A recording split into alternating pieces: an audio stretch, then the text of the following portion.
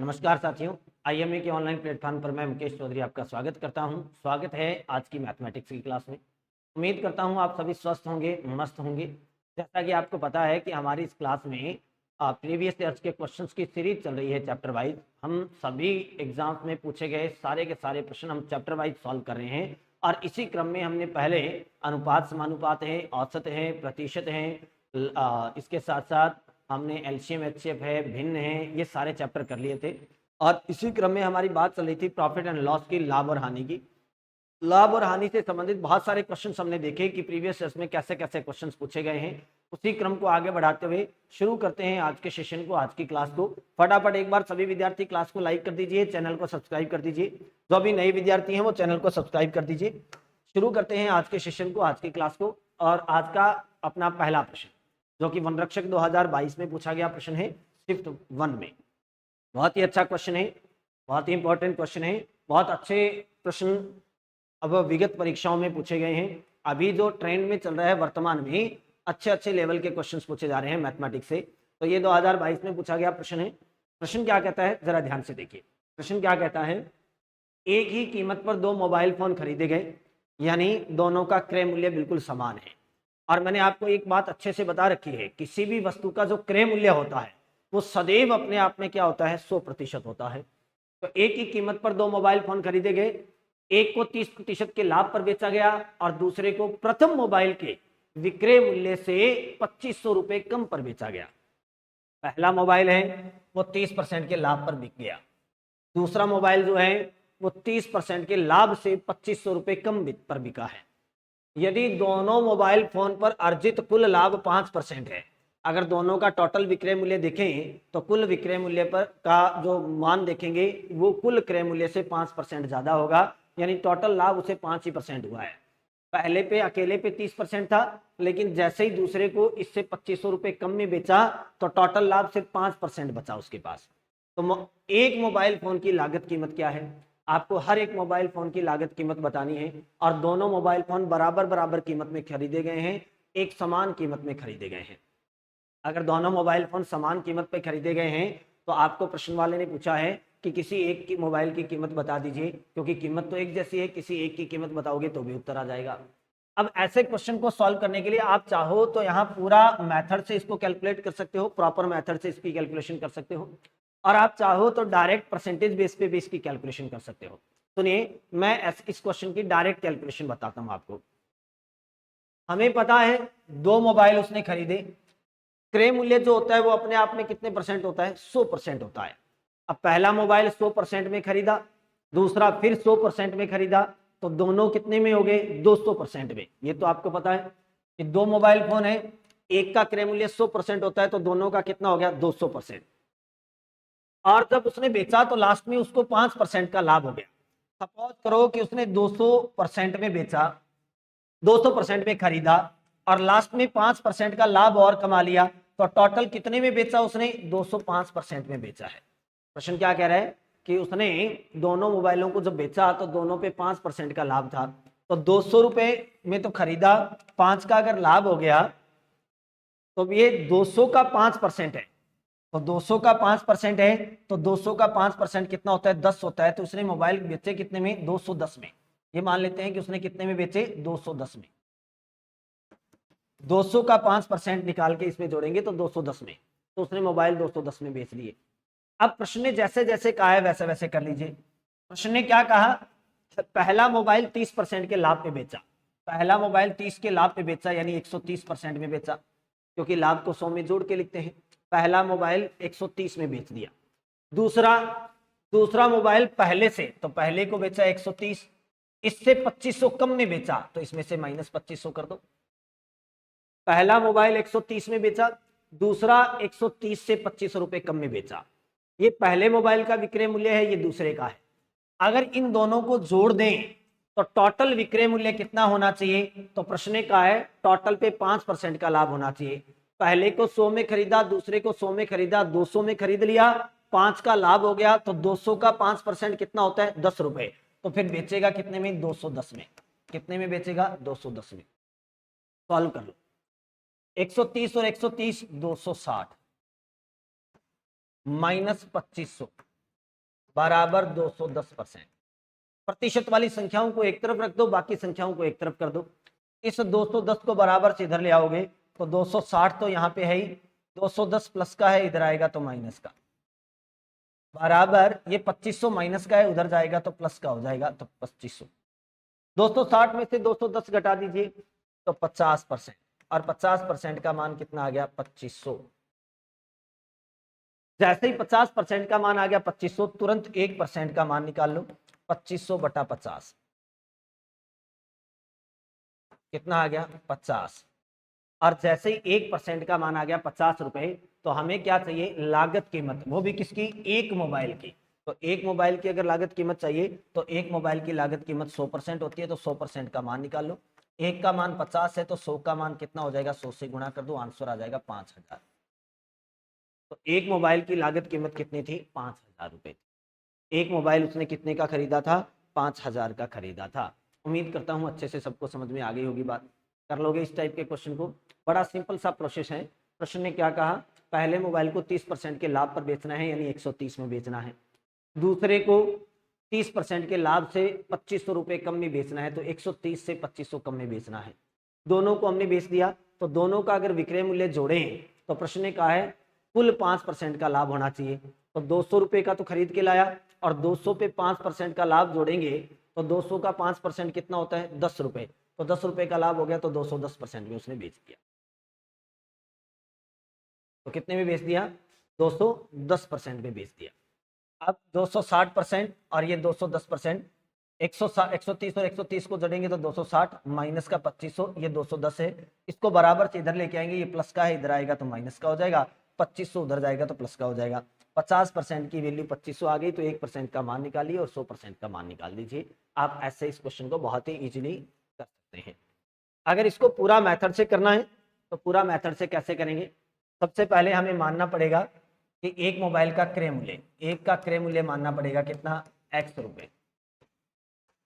अब इनको बेचना शुरू करते हैं, तो पहले को बेचेंगे तो 30% के लाभ पर, तो x का 30% यानी 130% ज्ञात करेंगे।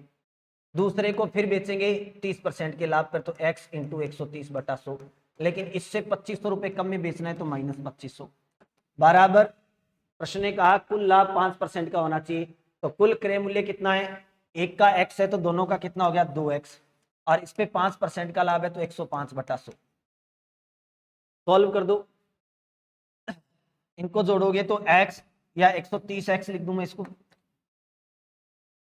130x, 130 का x से गुणा करेंगे तो 130x बटा 100 प्लस 130x, और ये 100 से 2500 का गुणा करोगे तो माइनस का, 100 को 2500 से गुणा करोगे तो कितना हो जाएगा, 2,50,000, और बटा में क्या आ गया, 100, बराबर 2x का 105 से गुणा कर लो या इनको काट दो, तो 21 पांजा 105 और 20 पांजा 100, 21 का 2 से गुणा करोगे तो 42x बटा 20। इन दोनों को जोड़ोगे तो 130 और 130 कितने हो जाएंगे, 260x माइनस 2,50,000, और ये 100 बराबर से उधर जाएगा क्योंकि 100 कॉमन आ गया इसमें, 100 उधर जाएगा तो गुणा में चला जाएगा, तो 42x बटा 20 इंटू 100। इनको कट करोगे तो 20 पांजा 100, और 42 का 5 से गुणा करोगे तो 210x बन जाएगा ये। अब 260x तो यहाँ है ही, ये 242 का 5 से गुणा करोगे तो 210x इधर आएगा तो माइनस का हो जाएगा, बराबर ये 2.5 लाख उधर जाएंगे तो प्लस के हो जाएंगे, 2,50,000। 260 में से 210 घटाओगे तो क्या बचेगा, 50x, और 50x का मान आ गया 2.5 लाख। तो हमें चाहिए x का मान, x का मान चाहिए तो 50 का इसमें भाग दे दो, 50 का भाग दोगे तो 0 से 0 कट जाएगा, 25,000 में 5 का भाग दोगे तो उत्तर आ जाएगा 5,000। x का मान आ जाएगा 5,000, और x हमने क्या माना, क्रय मूल्य, तो क्रय मूल्य कितना हो जाएगा, 5,000 रुपये। आप अगर प्रॉपर मेथड से करना चाहो तो ऐसे कर सकते हो, और अगर डायरेक्ट परसेंटेज बेस पे करना चाहो तो परसेंटेज बेस पे भी कर सकते हो। आपको प्रॉपर मेथड से करने की कोई आवश्यकता नहीं है। हम जानते हैं कि अगर लाभ होता है तो उसको 100 में जोड़ के लिखते हैं, और हानि होती है तो 100 में से घटा के लिखते हैं, तो वो विक्रय मूल्य बन जाते हैं, और क्रय मूल्य अपने आप में 100% होता है, ये याद रखना है, ठीक है। तो उम्मीद करता हूँ अच्छे से समझ में आ गई होगी बात। कर लोगे इस टाइप के क्वेश्चंस को। मैंने आपको बताया है कि मैंने जितने भी क्वेश्चन करवाए हैं वो सारे के सारे बहुत ही सिंपल मेथड से करवाए हैं। बहुत ही जनरल मेथड से करवाए हैं, सामान्य तरीके से करवाए हैं, बिल्कुल आसान तरीके से करवाए हैं। तो सारे के सारे क्वेश्चन मैंने जनरल मेथड से करवाए हैं अब तक। और ऐसे ही अगर अच्छे अच्छे ट्रिक्स आपको सीखनी है तो क्लास चैनल को सब्सक्राइब कर दीजिए, क्योंकि मैं बहुत जल्द इस सीरीज के बाद में पूरे सिलेबस की सीरीज लेके आने वाला हूं आपके लिए। पूरा सिलेबस करवाऊंगा मैं आपको इसी चैनल पे। तो फटाफट चैनल को सब्सक्राइब कर दीजिए और इस वीडियो को लाइक कर दीजिए, अपने दोस्तों के साथ भी शेयर कर दीजिए। नेक्स्ट अगला क्वेश्चन वीडियो मेंस एग्जाम में पूछा गया है 2022 में। प्रश्न क्या कहता है, एक दुकानदार एक साइकिल के अंकित मूल्य को क्रय मूल्य से 10% बढ़ाकर लिखता है। अंकित मूल्य से संबंधित कंसेप्ट है, और अंकित मूल्य से संबंधित कोई भी प्रश्न आता है तो मैंने आपको एक ही तरीका बताया है। क्या? अंकित मूल्य को 100 में जोड़ के लिखेंगे तो 110। अंकित मूल्य को 10% बढ़ा के लिखा है तो क्रय मूल्य 100 होता है, तो 10% बढ़ा दिया तो अंकित मूल्य कितना हो गया? 110। गुणा छूट कितने की है? 10% की। छूट को 100 में से घटा के ऊपर लिखेंगे बटा 100। हल कर दो, 0 से 0 काट दो, 0 से 0। 11 का 9 से गुणा करोगे तो 99, 99। आंसर क्या आ गया? 99। मैंने बताया था कि अगर उत्तर आए 100 से ज्यादा तो होता है लाभ, अगर उत्तर आए 100 से कम तो होती है हानि। अब देखिए आपका उत्तर 100 से ज्यादा है कि कम है, तो आपका उत्तर 100 से कम है, तो यहाँ पे क्या होगी? हानि। अब ये 100 से कितना कम है? 1 कम है, तो हानि कितने प्रतिशत की होगी? 1%। हानि कितने की हो जाएगी? 1% की। तो प्रश्न ने क्या पूछा? दुकानदार द्वारा साइकिल बेचने पर उसको क्या होगा? क्या लाभ होगा? क्या नहीं होगा। हानि होगी? क्या बिल्कुल होगी। न लाभ न हानि नहीं, कुछ कहा नहीं जा सकता, नहीं कहा जा सकता है। क्या? हानि होगी। हमें पता है कि दुकानदार को क्या होगी? हानि होगी। वीडियो 2022 में पूछा गया प्रश्न। नेक्स्ट अगला क्वेश्चन सीईटी +2 में पूछा गया है 2023 में। 2023 में पूछा गया प्रश्न है। और देखिए प्रश्न क्या कहता है। प्रश्न कहता है कि एक घड़ी का क्रय मूल्य 530 रुपए है। अब क्रय मूल्य आपको दे रखा है, क्रय मूल्य अपने आप में कितने परसेंट होता है? 100% होता है। एक घड़ी का क्रय मूल्य 530 रुपए, यानी 100% का मान दे दिया हमें। 100% का मान कितना है? 530। तुरंत 1% का मान निकाल लो। 530 बटा 100 कितना आ जाएगा? 53 बटा 10। 1% का मान आ गया 53 बटा 10। अब देखिए प्रश्न ने क्या कहा कि यदि हानि प्रतिशत 24% हो, 24% की हानि पर उसको बेचा है, तो हानि का मान बताइए कि हानि रुपयों में कितनी हुई है। परसेंट में तो 24 हुई है, लेकिन रुपयों में कितनी हानि हुई है? यानी हमें 24% का मान बताना है। प्रश्न ने कहा है कि 24% की हानि हो गई और 24% का मान बताना है कि रुपए में कितनी हानि हुई। तो 24% का मान बताना है, तो 1% का मान हमारे पास आ गया, तो 24% का मान ज्ञात कर लो। 1 का मान है 53 बटा 10, तो 24 का मान कितना हो जाएगा? 24 से गुणा कर दो, जिसका मान चाहिए उसी से गुणा कर दीजिए। सॉल्व कर दो, 53 का 24 से गुणा कर लो, 24 दिया 72, बच गए 7, 24 5 120 और 7 127 बटा 10। किसी भी संख्या में 10 का भाग लगाना बहुत आसान है, पीछे से एक अंक छोड़ के पॉइंट लगा दो, तो आंसर आ जाएगा 127.2। आंसर कितना आ गया है? 127.2 है क्या ऑप्शन में? ऑप्शन नंबर 1 ये लो, पहला ऑप्शन जो है वो आपका बिल्कुल सही उत्तर है। उम्मीद करता हूं अच्छे से सबको समझ में आ गई होगी बात, कर लोगे इस टाइप का। अगर कोई क्वेश्चन आए तो कर पाओगे। चलो बहुत बढ़िया, आगे बढ़ते हैं। सबको राम राम नमस्कार। हाँ जी, नेक्स्ट अगला क्वेश्चन क्या कहता है। सीईटी 2023 में पूछा गया प्रश्न है। और क्या प्रश्न है देखिए, एक घड़ी को 1440 रुपए में बेचने पर 10% की हानि होती है। एक घड़ी है, अगर उसको 1440 रुपए में बेचेंगे तो 10% की हानि हो जाएगी। इसका मतलब 10% की हानि पर घड़ी बिक गई है। और अगर घड़ी 10% की हानि पर बिकी है तो ये बात तो तय है कि वो 90% में बिकी है, क्योंकि अगर कोई वस्तु हानि पे बिकती है तो वो 100 से कम में बिकती है, और हानि को 100 में से घटा के लिखते हैं तो वो विक्रय मूल्य बन जाता है। प्रश्न ने कहा है 10% की हानि पर बिकी है, इसका मतलब 90 में बिकी है। और प्रश्न ने यहाँ कहा है 1440 में बेची है, इसका मतलब 90% का मान कितना है? 1440। तुरंत 1% का मान निकालो, 1440 बटा 90, 0 से 0 काट दो, 9 एकम 9 और बच गए 9 6 54, 16 9 144। तो ये लो 1% का मान है 16। अब देखिए प्रश्न ने पूछा क्या है, 15% का लाभ हो, इसके लिए उसको कितने में बेचना होगा। यानी हमें 15% का लाभ कमाना है, तो बताओ कितने में बेचेंगे।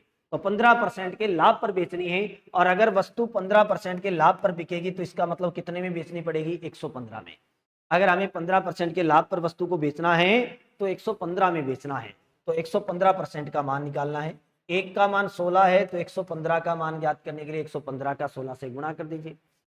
16 पंजे 80, बच गए 8, 16 एकम 16 और 8 24, बच गए 2, 16 एकम 16 और 2 18। तो आंसर आ जाएगा 1840 रुपये। ऐसा ऑप्शन है क्या?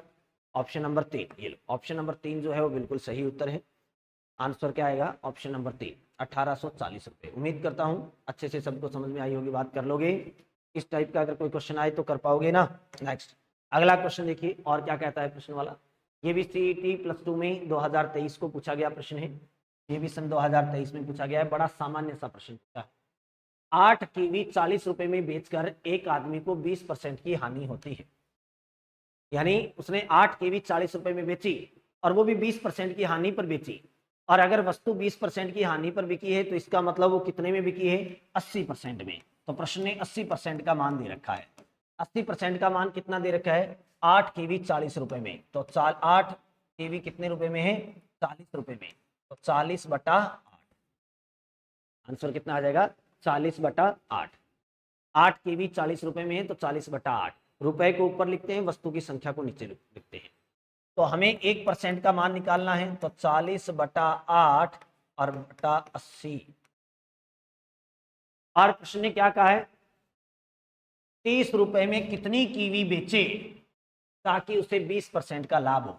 तो हमें 20% के लाभ पर कीवी बेचनी है, तो 20% के लाभ पर बेचनी है, यानी 120% का मान चाहिए। एक का मान है 40/8 × 80 और हमें 120 का मान ज्ञात करना है, तो 120 से गुणा कर दो, हल कर दो। 40 दूना 80, इसको सॉल्व कर दो। 2 एकम 2, 60 दूना 120, फिर से काट दो। 4 दूनी 8 और 30 दूना 60। तो ऊपर आ गया 30 और बटा 4। हमें 30 रुपए में कीवी चाहिए, तो हम इसको और काट के छोटा नहीं करेंगे, क्योंकि प्रश्न ने 30 रुपए में पूछा है, तो हम 30 रुपए तक की कैलकुलेशन करेंगे। अब हमने यहां रखा था 40/8 और 40/8 का मतलब क्या था? 40 रुपए में 8 कीवी। हमारे पास उत्तर आया है 30/4।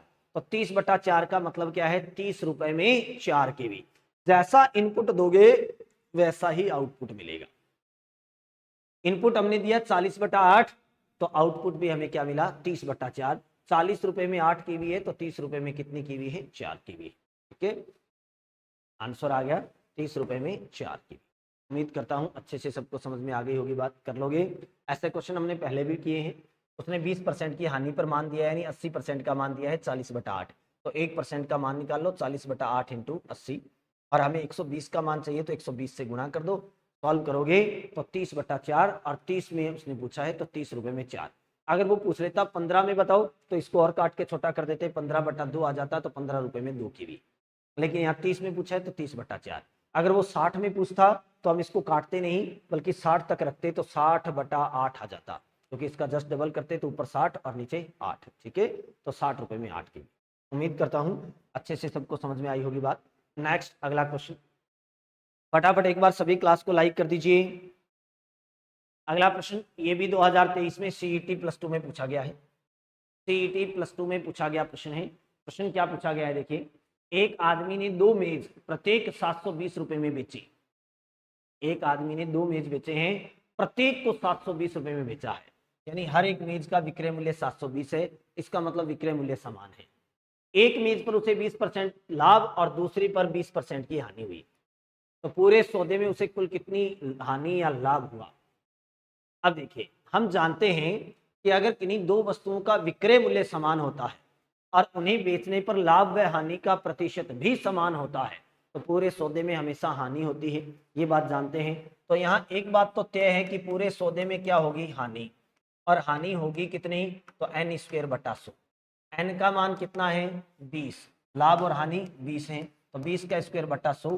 20 का स्क्वायर होता है 400/100। सॉल्व करोगे तो आंसर आ जाएगा 4% की हानि। दुकानदार को क्या हुआ है? 4% की हानि हुई है। अब प्रश्न क्या रहा है कि उसे बताओ रुपए में कितनी की हानि हुई है। इसका मतलब हमें ये तो पता चल गया कि परसेंट में 4% की हानि हुई है। हानि का मान पता चल गया, लेकिन ये प्रतिशत में आया है और हमें ये मान बताना है रुपयों में, यानी हमें 4% की वैल्यू बतानी है। अब देखिए, उसने दोनों वस्तुएं बेची कितने की? 720 720 की। तो 720 और 720 दो वस्तुएं हैं, तो कितने हो गए टोटल?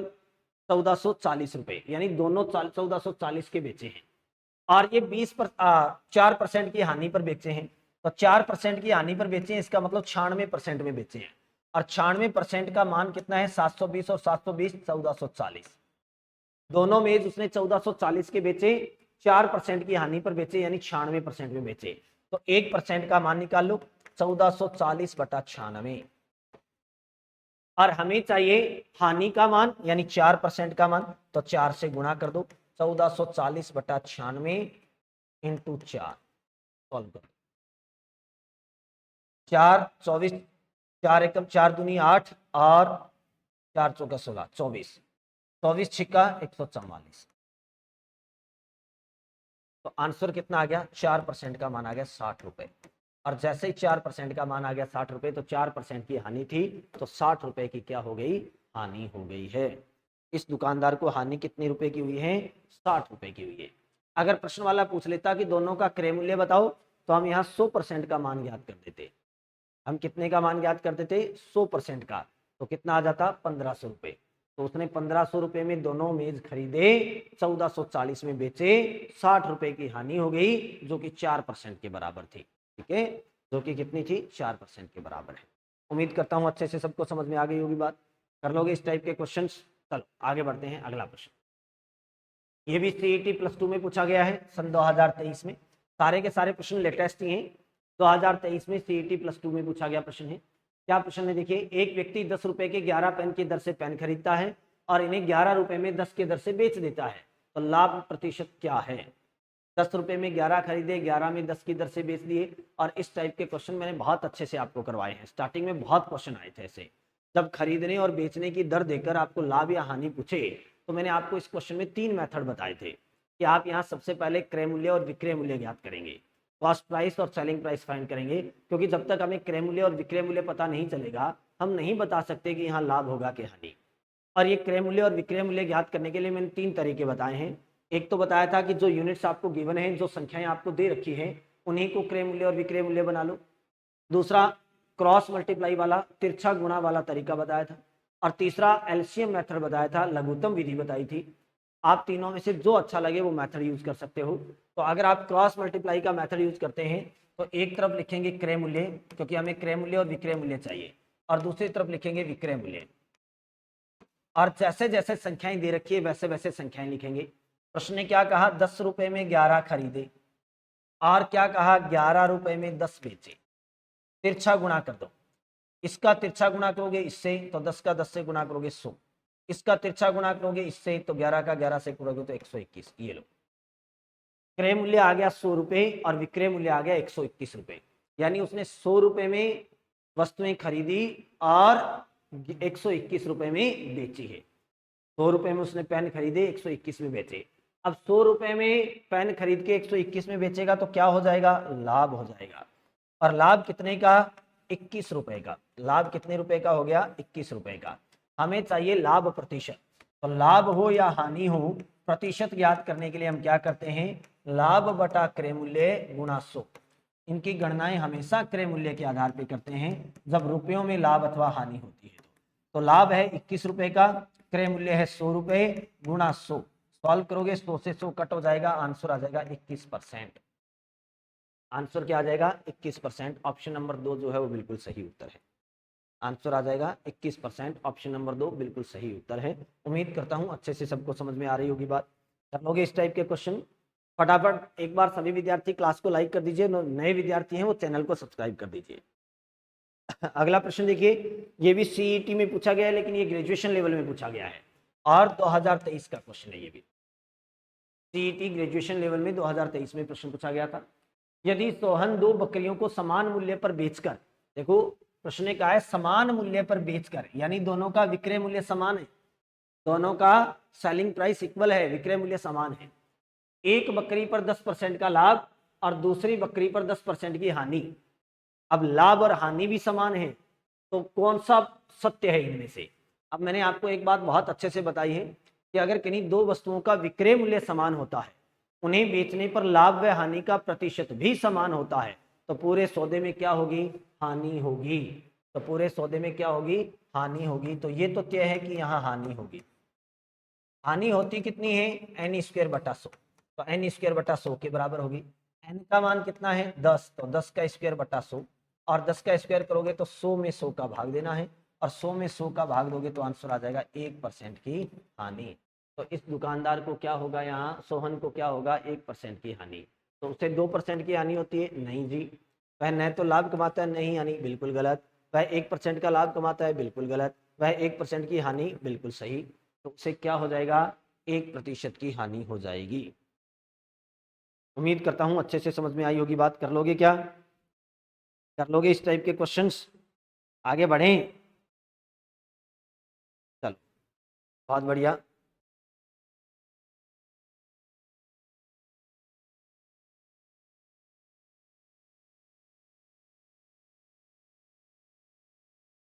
चलो नेक्स्ट, अगला प्रश्न देखिए, और कैसे कैसे क्वेश्चन पूछे गए हैं।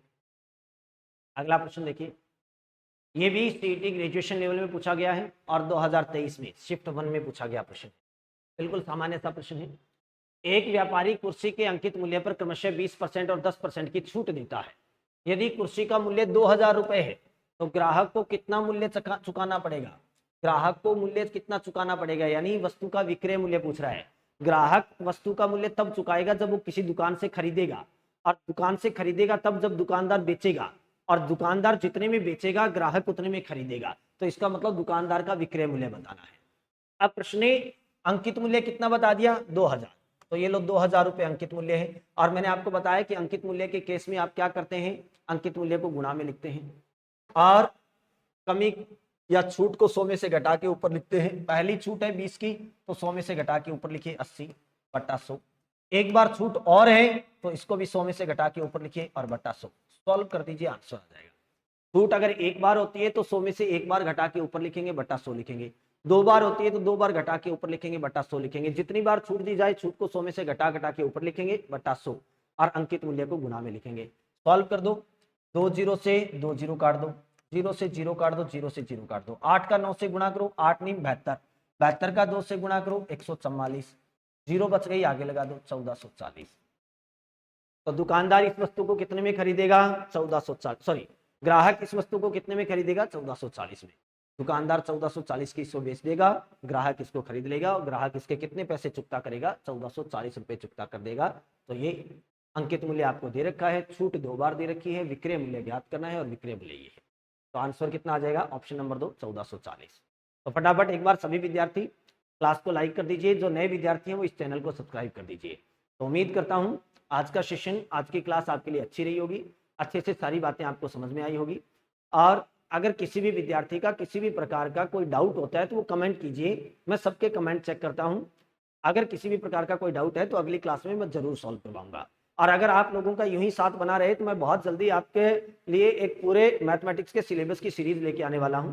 बस आप वीडियो को लाइक करते रहिए, चैनल को सब्सक्राइब कर दीजिए, और अपने दोस्तों के साथ इस क्लासेस को शेयर कर दीजिए। तो उम्मीद करता हूँ आज का सेशन, आज की क्लास आपके लिए अच्छी रही होगी, अच्छे से सारी बातें आपको समझ में आई होगी। तो आज के लिए इतना ही, मिलते हैं अगली क्लास में, तब तक के लिए धन्यवाद, नमस्कार, जय हिंद, जय भारत।